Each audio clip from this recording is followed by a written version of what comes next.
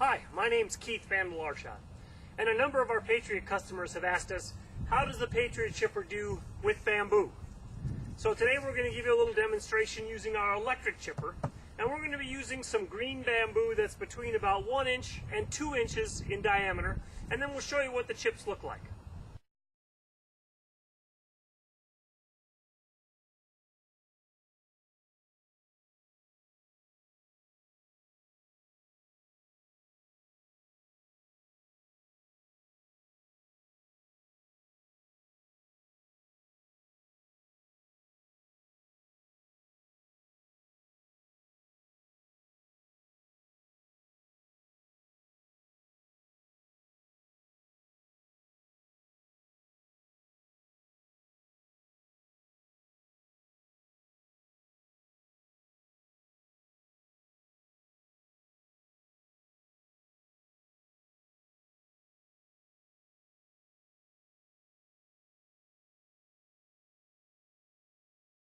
Well, as you can tell, the Patriot chipper did a great job of chewing up that 1 and 2 inch diameter bamboo for you.